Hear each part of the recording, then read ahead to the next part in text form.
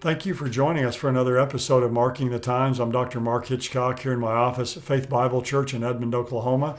And we appreciate you joining us each week as we interact and talk together about things that are happening in our world related to end-time prophecy, answering questions you send in on Facebook. So keep those questions coming. I enjoy answering those questions you send in and just kind of giving some updates on what's happening.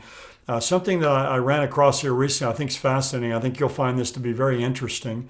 And I'm not sure completely what to make of it yet because these things are still developing. But many of you know, of course, what's happening over in the Middle East with Iran and the sanctions that we're putting on Iran. The U.S. has, backed out of the Iran nuclear deal, and Iran now has, gone beyond the limits that were set in that and enriching uranium.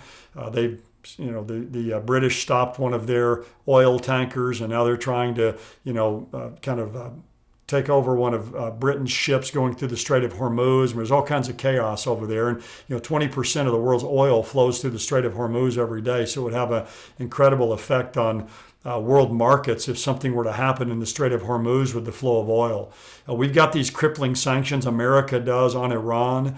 And so in the midst of all of this, and there's a lot of geopolitical posturing that's going on, obviously, but something that gets forgotten or that I didn't know about is there's an article that came out that says China, Iran, and Venezuela developed cryptocurrencies in an effort to dethrone the U.S. And the article, it starts like this: America's geopolitical adversaries are banking on blockchain technology to help skirt sanctions and counter U.S. financial power.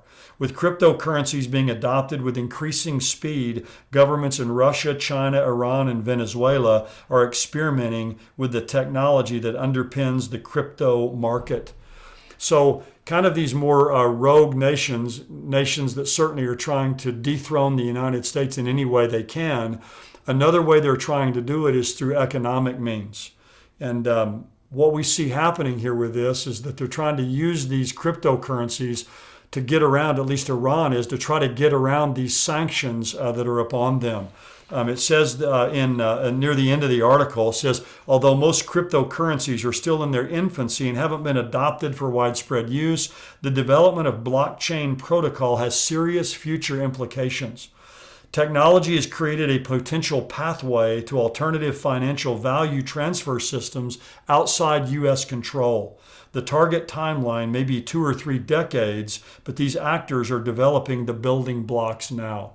And all of this struck me because what we see in the Bible is the scriptures tell us in Revelation 13 that in the end times, the final world ruler, the Antichrist, is not only going to rule the world politically and not only going to rule the world religiously, as everyone has to worship him, but he's also going to set up a one world financial or economic system.